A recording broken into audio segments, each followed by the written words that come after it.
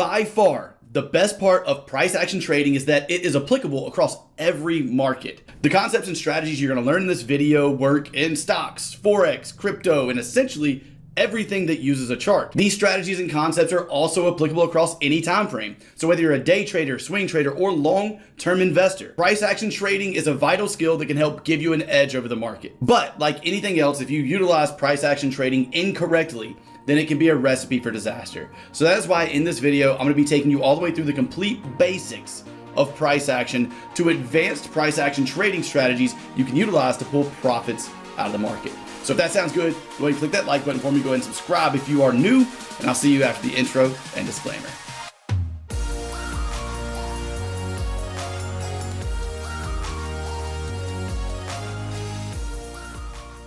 Realistically, there are 5 simple steps that can take anyone, even if they are a complete beginner, from knowing nothing about price action to having a profitable price action trading strategy. And we're going to go over these in detail throughout this entire video. But first, let's talk about what these 5 steps are. Step number 1 is understanding candlestick charts and understanding how they move. Step number 2 is being able to differentiate between a trending market, a reversing market, and a consolidating market. Step number 3 is being able to spot optimal trading zones on a chart utilizing price action. Step number 4 is being able to identify entry reasons that give you a statistic advantage over the market. And step number 5 is combining all of these things together into a price action trading strategy you can utilize to pull profits out of the market. So let's go ahead and get started with step number 1, which is understanding candlestick charts. Now, for a lot of you, this may be review. Feel free to skip ahead if it is, but for those of you who are beginners, what we're looking at on the chart is a candlestick. And in order to understand a full candlestick chart, our first step is to understand what each single candlestick represents and means. So what these candlesticks represent is price movement during a certain period of time. We call these periods of time frames. So this candlestick you see on the chart now can represent anything from 1 second of price movement up to 1 month of price movement. It doesn't matter what the time frame is. The candlestick just represents the price movement throughout that time frame. For simplicity's sake, we're going to assume that the candlestick you see on the screen is the daily chart or daily time frame, meaning this candlestick represents a full day of price movement. Now, when we have a green candlestick, that represents a day that price went higher. And as you can see, the candlestick has 2 separate parts. Each candlestick will have a body, which is the colored in part right here, and it will have wicks, which are the lines sticking out of the body on each extreme, the high and the low of the candlestick. Now, in terms of the wicks of this candlestick represent the highest point, price made, and the lowest point, price made throughout that time period, which in this case, again, is a full day of trading. The body of this candlestick represents the open and the close of the day. So the story of this candlestick we see on the chart right now is that price opened at the beginning of the day right here. We then had price push lower, coming down to this low throughout the day. We then had price pushing higher and coming all the way up to this high we see right here. We then had price push lower and close at the end of the day right here. And that is the movement of the full day of price action represented by this single candlestick. Now let's take a look at a red candle, or what we call a bearish candlestick. This represents a day, if we're on the daily time frame, where price dropped or went lower. Again, the time frame does not matter. This could just as easily be a 1-minute chart or a 4-hour chart. It just represents a certain time frame, a certain period of time, and it represents the price movement of that period of time. So with a red candle, this is a day where price went lower. And as you can see, obviously there is a body and wicks to this candlestick as well. And the wicks are exactly the same. The wicks just represent the lowest point price got to throughout that day and the highest point price got to throughout that day. The only difference between a red and a green candle is the open and close on the body.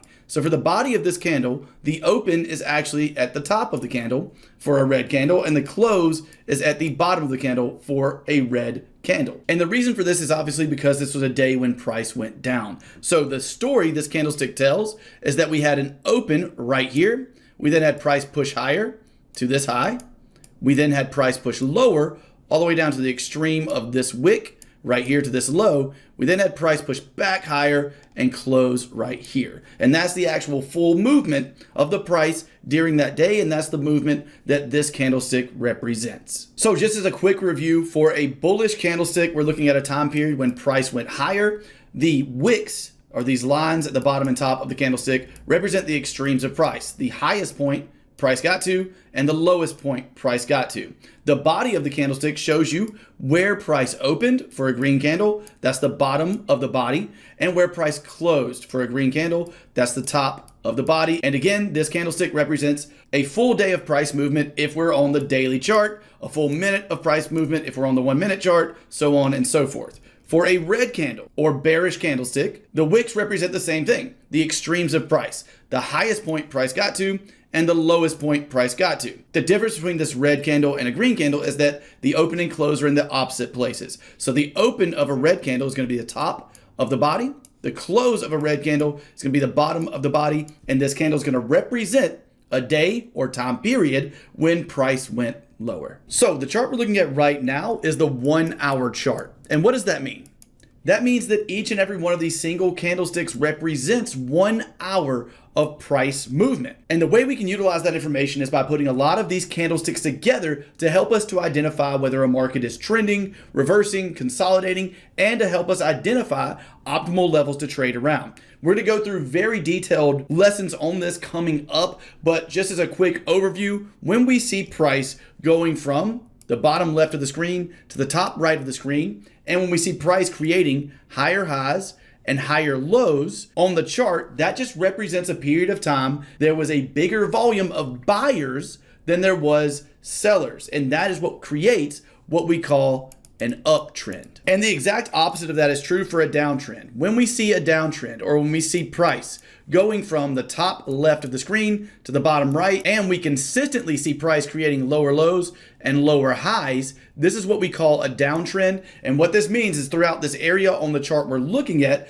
there was a bigger volume of sellers than buyers, creating what we call a downtrend. And at times we will see price doing something like this, where we're just creating equal highs and equal lows, in other words, consolidating. And this is a period of time on the chart when the volume of buyers and sellers was nearly equal. Again, otherwise known as consolidation. So now you have a complete understanding of what a candlestick chart is and what it represents. Let's move on to step number 2, which is utilizing that information in order to decide whether a market is in a trend, reversing, or consolidating. But before we even do that, I want to make it very clear that price action trading is never going to be completely objective.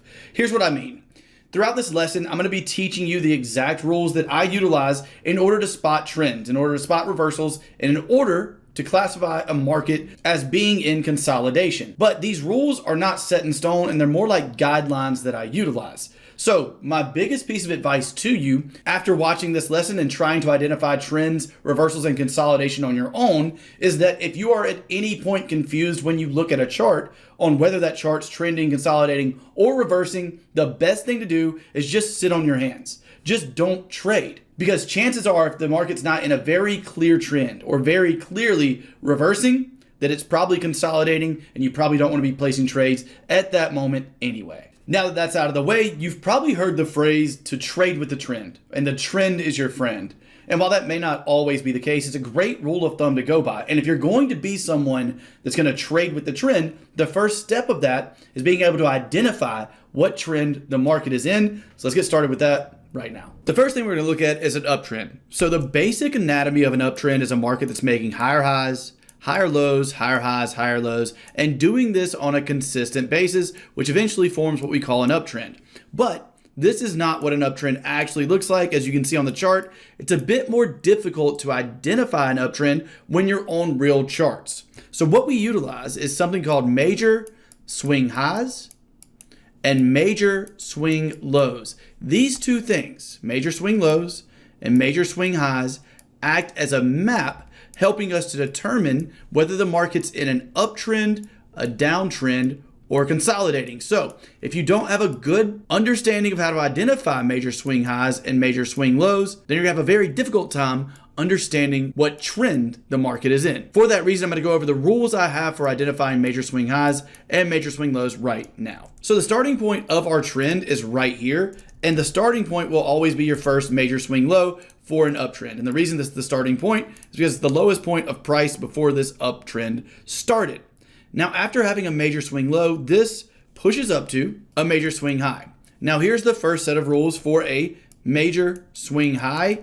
That is, after this push up, I need to see at least 3 red candles in this pullback to classify this as a major swing high. So since we have that here, we do have at least 3 red candles. By the way, they don't have to be in order like this. It could have been 2 red candles, 1 green, and then more red candles. I just need to see at least 3 red candles in this pullback from our new high in order to classify this high as a major swing high. So first rule is that our major swing high must be followed by at least 3 red candles in an uptrend. After that, we then push lower to the lowest point of our pullback before pushing up and breaking into new highs. The lowest point of this pullback is also a major swing low. So the rules for a major swing low is that it is the lowest point in the pullback before the break and close above the previous major swing high. So the only time we know we have a major swing low is after that major swing low has broken above the previous major swing high. And this is how we're going to be determining our trend. At the point that we get a new major swing high right here, and why is this a major swing high? Because it's a higher point than our previous major swing high, and we have 3 candles or more in this entire pullback. So with that being the case, we can now classify this as our new major swing high. In terms of identifying trend continuation, there are 2 main levels I look at: the major swing low and the most recent major swing high. When we have identified our major swing low and major swing high, everything between this blue line and this blue line is just a part of the pullback before trend continuation. What I mean by that is as long as price doesn't come down and close below our major swing low, then I classify this as being in trend continuation to the upside. Everything between here and here is just the pullback of an uptrend. It doesn't matter if the market makes smaller swing lows and starts what looks like a smaller downtrend in the midst of this pullback. In terms of our major overall trend, we're looking to make sure price doesn't break below our most recent major swing low. And as long as it doesn't, we still consider this market in an uptrend, and it is verified to be in an uptrend once we break and close above our previous major structure high, which ends up happening right here. So after we get this break and close above our previous major swing high, I now can classify this as our major swing low. And since we do in fact have this 3 candle pullback after our new major swing high, then I can classify that again as a major swing high. So at this point of having this major swing high, here's how I would look at trend. We have this as the most recent high. We have this as the most recent major swing low, because this is the bottom of the pullback from our latest major swing high. So with that being the case, anything that happens in between here and here is just a part of the pullback before the continuation of trend. And anything that happens in between the 2 here and here, I'm still considering the market in an uptrend unless the market breaks and closes below this major swing low, which would identify a reversal. But until that happens, we are still in what I consider an uptrend. So let's keep going here. We have price pushing up to our major swing high. We have a pullback, and then we have a break and close above our major swing high. What does that mean? That means that we now have a new major swing low right here, which is our new level that can't be broken below. Now at this point, we don't have a new major swing high yet, because in order to classify something as a major swing high, we need to see at least a 3 candle pullback from swing low to the bottom of the pullback. That has not happened yet, so we keep pushing price forward until we see that, which happens right here. So here, now we can classify this as the new major swing high. And just to make sure this is clear, it is because of the fact that we have went from the lowest point of our pullback from our previous major swing high, we've pushed higher, and now since our swing high to the bottom of our pullback, we have more than a 3 red candle pullback in this pullback, which classifies this as a new major swing high. Now with this being the case, I can move my line from my major swing high, and this is what we're looking at for our pullback area. Anything that happens in between here is all just the part of a pullback of an uptrend and doesn't mean we're starting a new downtrend unless we come down and close below this major swing low, which would indicate a reversal. I'll keep pushing price forward here. And now what do we have? Now we have another major swing low because price came down to the bottom of this pullback and then broke above our previous major swing high here, making this our new major swing low. So what can we do here? We can now bring this up, and this is now the level that we don't want to see price break below. And as long as price does not break below this level, we still consider this market to be in an uptrend. In terms of a major swing high, we do have a high here that's higher than our previous major swing high, and that does in fact have more than a 3-candle pullback. So again, this can be classified as a new major swing high. Now I'm going to keep doing this until we find a reversal. But as you can see, before we do that, we have what? We have a new higher high compared to our major swing high, looking left, with this close above candle here. So with that being the case, what can we do? We can move our major swing low up to the low of the pullback before that break above. So now we have a new major swing low, which is just the level price cannot break in order for us to continue to be in an uptrend. Let's push forward. We eventually get what? Right here is a new major swing high because we have a swing high followed by more than 3 candles pulling back. And if we push the price forward, we eventually get the close below our previous major swing low.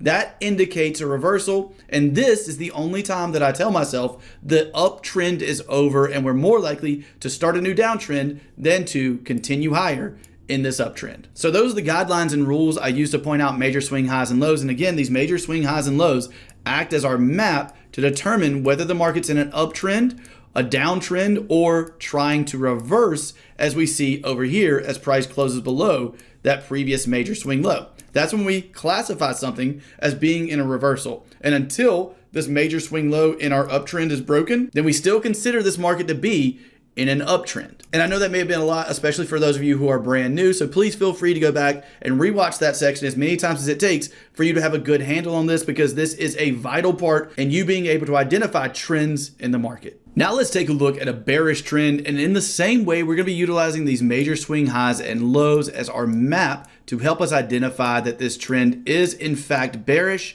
until it reverses and is no longer bearish in nature. So as we get started here, the bearish version of this is a mirror image of the bullish version. We're going from a major swing high because it's the start of the trend, the highest point before price started this downtrend. We're coming down to a major swing low. The difference here, again, it's a mirror image of the bullish rules. Instead of having 3 red candles pulling back, in a bearish trend, we're obviously going to need 3 green candles in the pullback, and that's the rule for us to have a major swing low.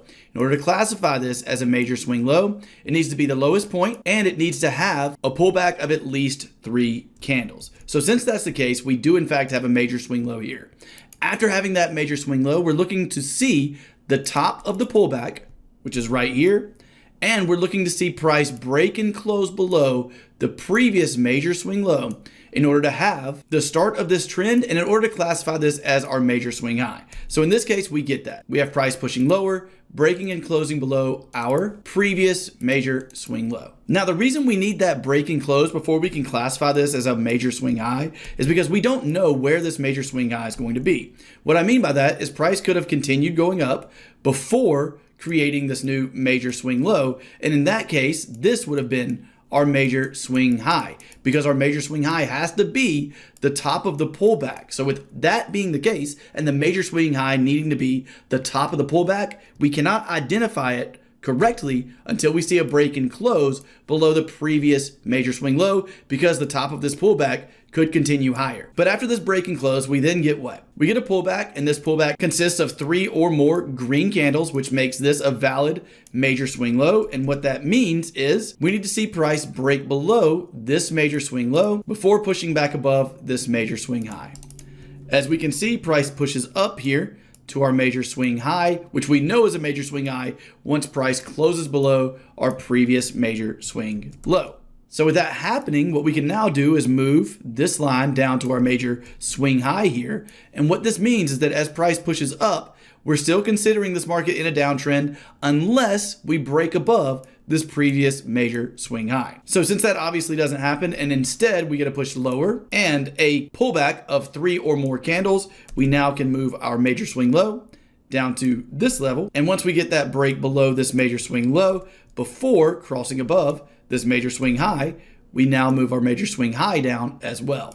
Now in this case, we get a push down to a major swing low. We have more than 3 candles in this pullback. So we now have a new major swing high looking left and major swing low. And in this case, price pushes up and makes an equal high with our previous high. Since we did not get a close above this level, we still consider this market in a downtrend until it closes above our most recent major swing high. Now we get a close below our previous major swing low, validating this as our major swing high. And our major swing high is going to stay essentially at the same spot because we had equal highs from our last one. We have more than a 3 candle pullback here, so we can now classify this as our new major swing low. And as price pushes up to this major swing high, it eventually breaks below our major swing low, validating this as a major swing high. And after this pullback of more than 3 green candles, we now have a new major swing low right here. Now, after we close below this major swing low, it validates this as our new major swing high,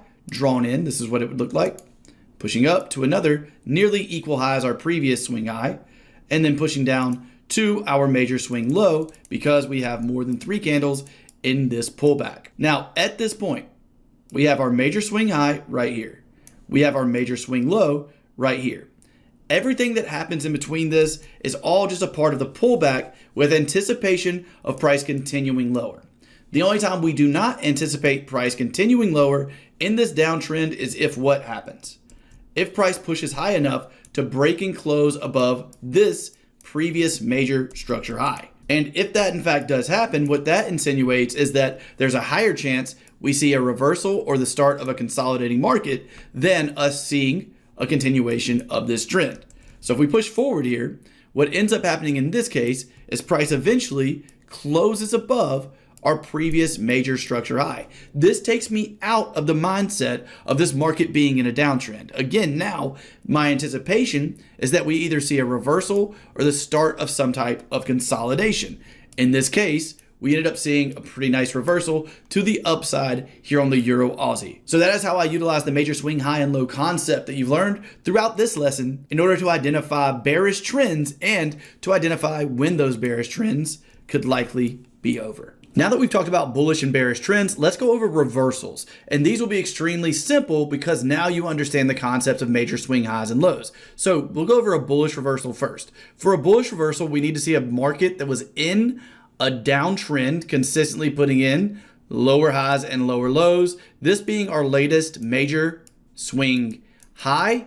A reversal is any time that price pushes up and closes above that previous major swing high. What this indicates is that price is now more likely to pull back and continue in that reversing direction, going from bearish up to bullish, than it is to push lower and break below this previous low. So we use this reversal scenario not only to indicate the end of this downtrend, but also to indicate the possible start of a new uptrend. And just taking a look at that simple anatomy of a reversal one more time now, for a bearish trend, this is what that would look like. We would have price putting in higher highs and higher lows, higher highs and higher lows, higher highs and higher lows, this being our latest major structure low or major swing low, and then seeing price break and close below that major swing low not only indicates the end of this uptrend, but also indicates that we have a higher probability of seeing this market start a new downtrend. So I'm sure you can see why this could be a beneficial thing to understand and utilize in your trading. But now let's go take a look at this on some real charts. So one of these that we've already seen is here on the Euro Aussie. We were just looking at this chart, and as I discussed, price pushed up, broke above our previous major structure high, broke and closed above that level. This is what indicates, again, not only the end of this downtrend, or likely the end of this downtrend, but also a likely scenario where we see price push back and then continue in that direction of that initial reversal, in this case going from bearish to bullish. So that's how we're spotting these reversals. Let's quickly take a look at this in the bearish direction. Here again on the Euro Aussie, another chart we've already seen, we have this as our most recent major structure low. This is our most recent major structure high. As price pulled back, everything up to this point was just a part of the pullback, and we anticipate from this that price will close above our major structure high eventually. The only time we stop anticipating that is when we get a close below this previous major structure low, which we obviously got right here. And this insinuates that we're more likely to see a reversal out of this market and a start of a downtrend than we are to see price push higher and close above this previous major structure high. So in this case, that's what we can see has kind of started here on the Euro Aussie, as we did break below this previous major structure low. And we've now had a pullback and what looks like is going to be trend continuation, breaking below this low and starting a new downtrend. In this case, going from an uptrend to a reversal situation, and now the start or possible start of a new downtrend. Great job so far getting through that. I know that was a lot of information, especially if you are a beginner. What I want you to understand is that it's perfectly fine to go back and rewatch any of this video that you haven't understood yet, because everything's building blocks. So if there's anything you didn't understand about the last couple of lessons, it's going to be really hard for you to build on that to the point of creating a profitable price action strategy. Also, I want you to keep in mind that identifying trend is not a trading strategy. What we're doing with identifying trend is just what it sounds like. We're identifying the trend of the market so we can stay aligned with it when we're searching for trading opportunities. And also remember that these are guidelines, not set in stone rules. For instance, there may be times that I use a 2-candle pullback instead of a 3-candle pullback to mark off a swing high or low, depending on how big those candles are. There's nuances like that that'll come along, and subjectivity that comes with price action trading, but those are the guidelines that I utilize in order to spot major swing highs and lows that help me identify the trend of the market and identify if the market's reversing. And if the market isn't doing either of the things that we talked about, trending or reversing, or if it looks confusing and you can't identify what is happening on the chart,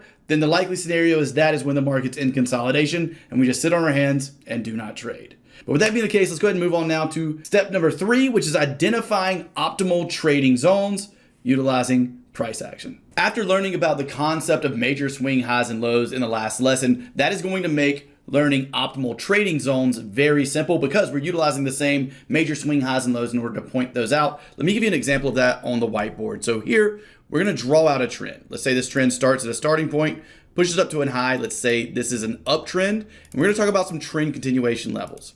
At the point that we see this 1, 2, 3 move after our starting point, our new major swing high, our new major swing low, and our next major swing high, at this point, what I always do is point out the latest level that was broken. What I mean by the latest level that was broken is the latest major swing high that was broken in an uptrend is where my optimal trading zone is going to be in an uptrend.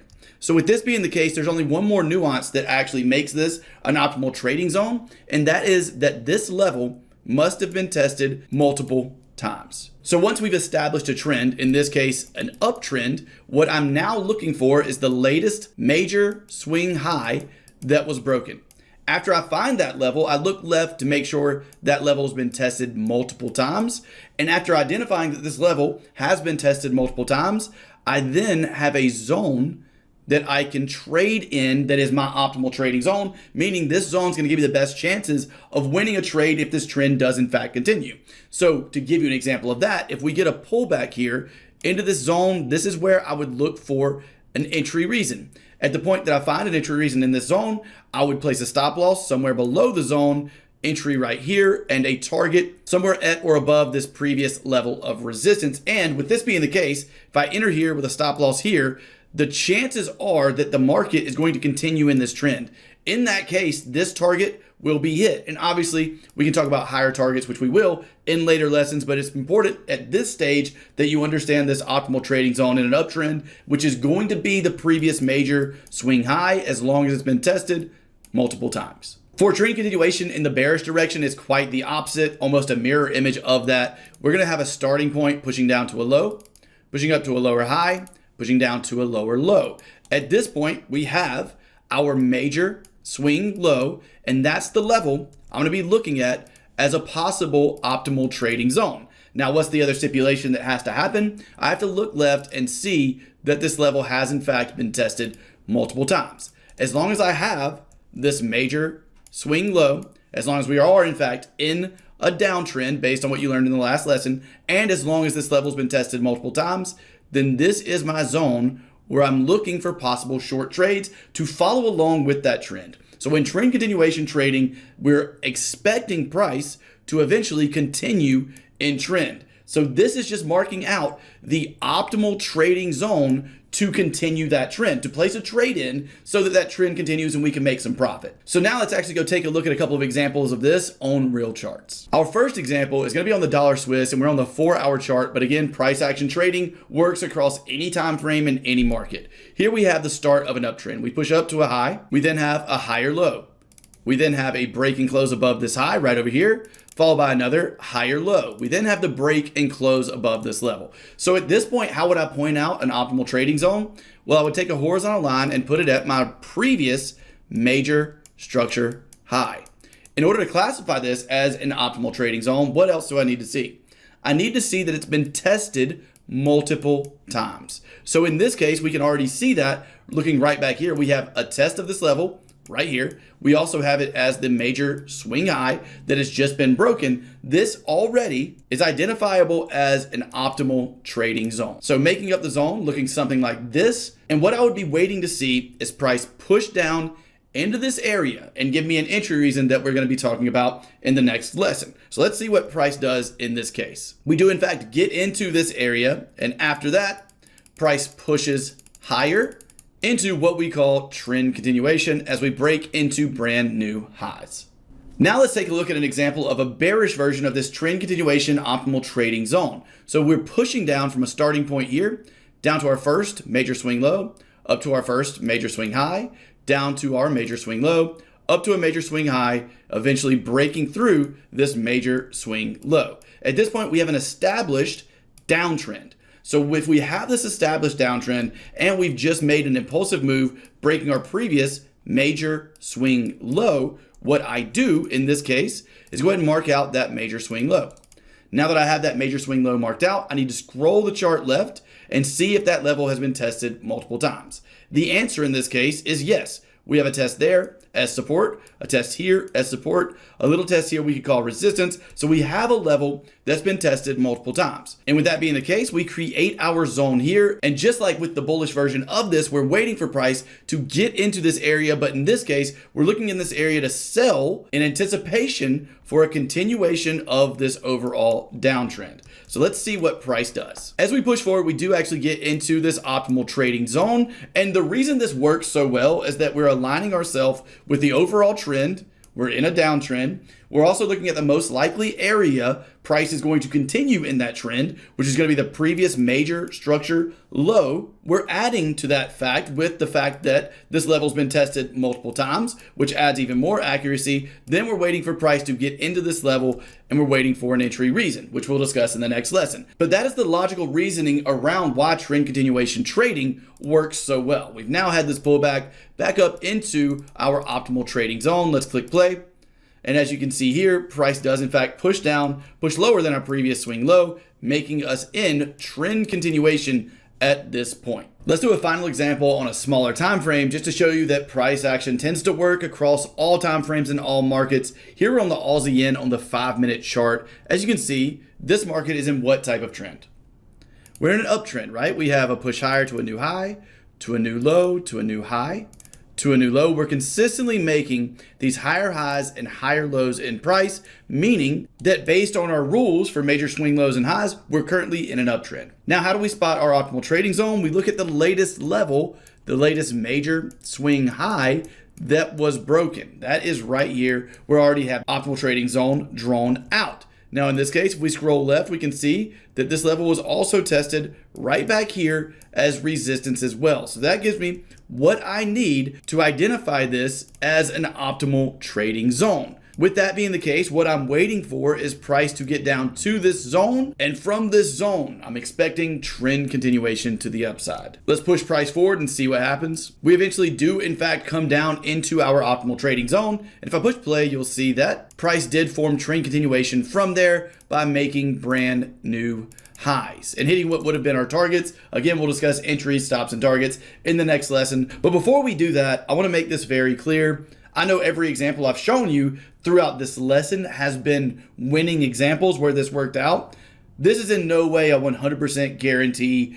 Optimal trading zones do not work out every single time. Nothing in trading does. The reason we utilize the trend identification and the optimal trading zones is because these are things that have proven to give me a statistic advantage over time. So I'm just teaching what's worked for me to you. What I mean when I say statistic advantage is that it's not like every single time I place a trade like this, I win. But over a large sample size of trades, if I utilize this exact price action analysis and the exact strategy you've been learning throughout this entire video, then over a large sample size of trades, I will be profitable. So what you just learned is how I utilize optimal trading zones for trend continuation trades. Now what I want to teach you is how I utilize these zones for possible reversal trades. So let's go ahead and take a look at the chart. Here on the chart, we can see that we have a downtrend based on our major swing low and major swing high concept. What happens when our previous major swing high is broken and closed above in a downtrend? This was our major swing high. Here is the break and close above of that with this candle here. What does that signify? That signifies that we have a possible reversing market. So the way I utilize optimal trading zones is very similar in a reversal market. Once I get this, I get a previous downtrend that is now broken the previous major swing high. This would be a bullish reversal. So now that I have this bullish reversal scenario, the way I'm going to utilize an optimal trading zone, again, very similar. I'm going to put a line right at that previous major swing high that was broken. I'm going to scroll the chart left and see if that is in fact a level that's been tested multiple times. If it is, then I have an optimal trading zone here. And in a very similar way, what I'm going to be waiting for in this case, after the break and close above our previous major swing high, is a pullback into this optimal trading zone. That's where I'm going to look for possible entries, and that's where I'm going to look for the reversal to take place and price to start continuing in that upwards direction after signifying a possible reversal. Let's hit play and see what price does here. As you can see, we push a little bit higher and then eventually do get a pullback into this optimal trading zone for a possible reversal trade. After that, let's click play. And as you can see, price does in fact reverse and start going in that bullish direction based on the reversal scenario we discussed. Now let's take a look at a bearish reversal situation. Here we have a starting point, starting an uptrend, swing high, swing low, swing high, swing low, swing high, swing low, swing high. And what has price just done? Price has just broken below our previous major swing low. What does that mean? That's a possible reversal. In this case, a possible bearish reversal situation.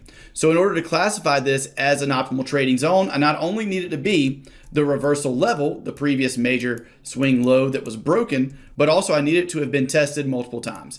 In this case, it was tested here as the major swing low and here. That is multiple times tested. That's what I need to qualify this as an optimal trading zone for a possible reversal trade. Let's push price forward. As you can see, we have now made it into that reversal zone. And if I click play, price does in fact start that reversal into the bearish direction from this zone. So that is how I utilize the optimal trading zones for reversals. And now that you have that information, let's go ahead now and move on to step number 4, which is entry patterns. Now, when it comes to entries that I utilize in my price action trading and with this particular price action trading strategy, I use a number of different candlestick patterns and chart patterns, but if I described them all in this video, it would be 2 hours long. So instead of doing that, what I'm going to do is give you one of my favorite candlestick patterns to utilize with this exact strategy you've learned throughout this video. This candlestick pattern is extremely simple, so this is going to be a very short lesson. The candlestick pattern I am referring to is what I call the close above candle and the close below candle. The close below candle is going to be used for possible bearish entries, whereas the close above candle is something I utilize for bullish entries when trading this price action strategy. Close above candle is very simple. It is a green candle that closes above the high of the previous candle. That's as simple as it is. And the previous candle can either be red like this, or it can be green. The color of this previous candle does not matter. The only thing we're looking for a close above candle is a green candle. For a bullish close above candle, it must be green. A green candle that closes above the high of the previous candle. Next up, we have the close below candle, which is the opposite of the close above candle. For this candle, we're looking for a candle that closes below the low of the previous candle. Again, this previous candle can be green or it could be red. Either way is completely fine. We just want to make sure that we have a candle closing below the low of this previous candle. That's what I refer to as a close below candle. And as simple as it is, it's one of my favorite and a very accurate entry reason to utilize with this particular trading strategy. So now that you know the entry reason we're going to be using as well, let's move on now to step number 5, which is combining everything together. So now is the time we're going to take all the building blocks you've learned throughout this video and combine them all in order to create a profitable price action trading strategy. So let's go ahead and do that right now. We're on the dollar Swiss. On this pair, we're going to take a look at a trend continuation trade based on this full strategy by combining everything you've learned so far in this video all together. So we have a starting point here. We have a push up into a high, a pullback to a higher low, a push up to a higher high, a pullback to a higher low, and a push up to a higher high. For our trend continuation setup, after identifying our trend, our next step is to identify an optimal trading zone. How are we going to do that? We're looking back at the previous major swing high, and we're going to put a horizontal line on that area. We're then going to create a zone out of that area, and this is our optimal trading zone. So at this point, we have the trend going in the correct direction, being an uptrend. We're looking for long trades, and we know where we're looking for long trades now because we pointed out our optimal trading zone. What's next? The next step after this is just to look for an entry reason. And the entry reason we discussed in the very last lesson is going to be that close above candle for a bullish trade. So we're looking for a pullback that touches our zone. This did not. So we're looking for something to touch this zone and then give us that entry reason of a close above candle. Let's go ahead and push price forward and see what we get. We are now inside of the zone. So now we're just waiting for that entry reason. And there we go. We have a close above candle. This doji candle, the high of it is right here. That is followed by a green candle that closes higher than the high of the previous candle.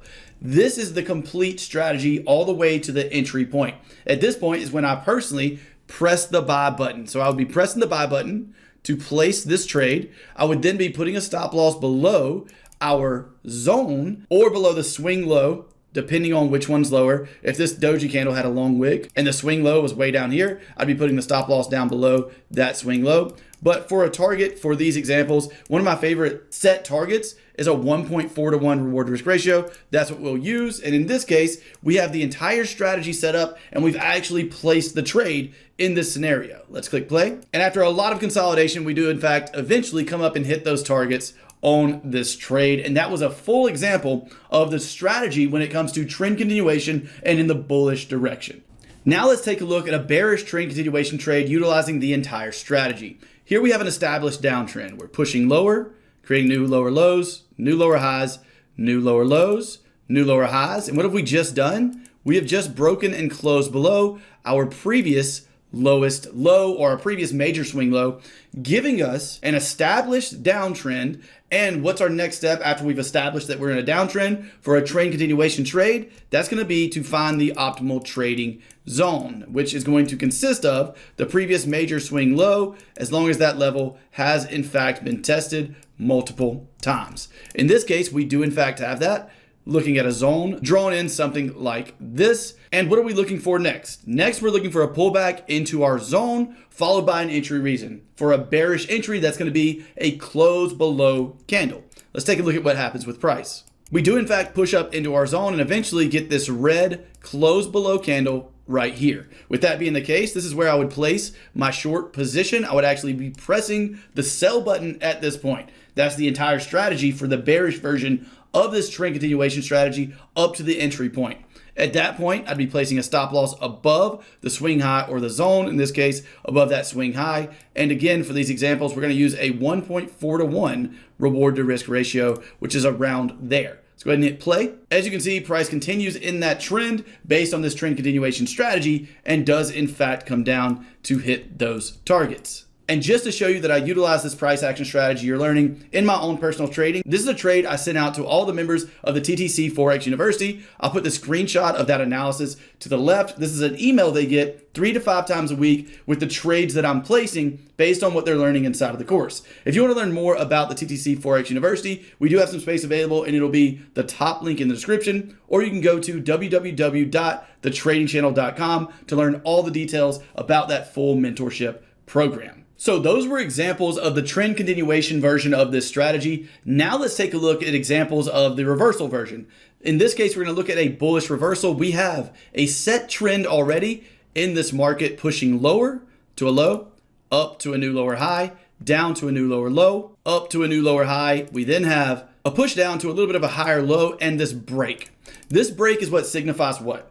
A possible reversal in the bullish direction. So since we broke above this previous major swing high, we now have everything that constitutes this as a possible reversal. In this case, the next step is going to be to draw out an optimal trading zone. We can see that we do have multiple tests of this level here. So with that being the case, we have an optimal trading zone in this area. With that being the case, what is the next thing that I'm going to be looking for? I'm going to be looking for price to pull back to this area and give me the bullish entry reason, which for this video is a close above candle like we discussed in the last lesson. Let's take a look at what price does. Price does, in fact, push lower and eventually gives us this. This is a bullish close above candle after the indication of a reversal. So with that being the case, for the reversal strategy, this is where I'd be placing the trade. I would be placing a trade right at the close of that candle. I'd be placing a stop loss below the swing low or below the zone. And for the sake of these videos, we're going to be looking at a 1.4 to 1 reward to risk ratio. By the way, this as well was a trade that I sent out to all members of the TTC Forex University. Again, just to show you that I utilize the exact analysis I'm teaching you in my trading every day. That analysis can be seen right over here. And after sending this trade out, if we press play, you can see that price did in fact push up and start a new uptrend from this reversal scenario utilizing our price action analysis you've learned throughout this entire video. Now let's take a look at a bearish reversal scenario. Here on the Aussie dollar daily chart, we have an established uptrend, right? We have a push up to a high, a higher low, a higher low, and a higher high. Now, in order to indicate a reversing situation or a reversal scenario, what do we need to see? We need to see the break and close below this level right here. This is our previous major swing low. I'm going to push the price forward quite a bit because it took a while to break below this level, but let's take a look at that. So as you can see, that did take some time as price consolidated in through here before finally breaking and closing below our previous major swing low. At this point, we have what? We have a possible reversal situation in the bearish direction. So what is our next job? Our next job is to point out our reversal zone, which is going to be an optimal trading zone based on the fact that we have a level here that not only has acted as our previous major swing low, but that also has acted as support and resistance multiple times. With that being the case, what I'm going to be waiting on is price to push up into this zone, then give me the bearish entry reason, which for this video is a close below candle before expecting the reversal, taking a trade, and hopping on this reversal to the downside. Let's see what price does. As you can see, price does in fact eventually pull back to our optimal trading zone during this reversal situation. And if I zoom in, you can see that we do in fact have that entry reason being this close below red candle right here. So in this case, the trade would look something like this with an open position right after the close of that candle, a stop loss right above our zone, and for targets on these trades, a 1.4 to 1 reward to risk ratio. Again, clicking play, and as you can see, price did in fact push down low enough to hit those 1.4 to 1 targets here in this case. So there is a full rules-based price action trading strategy based on everything that you've learned throughout this video. I really hope you got some value out of this video. If you did, don't forget to click that like button, subscribe if you're new, and comment if you made it all the way to the end. And also don't forget that if you're interested in some more advanced training, and if you're interested in our complete mentorship program that includes a full course, email analysis trades that I'm actually placing based on what you learned in the course, 3 to 5 times per week, personal help, where it will be me answering any of the trading related questions that you have personally to ensure that your journey to your trading goals is as smooth as possible. If that sounds interesting to you, don't forget to click the top link in the description or go to www.thetradingchannel.com. Also, make sure to comment below on other topics that you're struggling with, because that will help us to create new content in the future. Again, I hope this was helpful for you. I wish you all the best of luck in your future trades. Trade green, and I'll see you in the next video. Talk soon.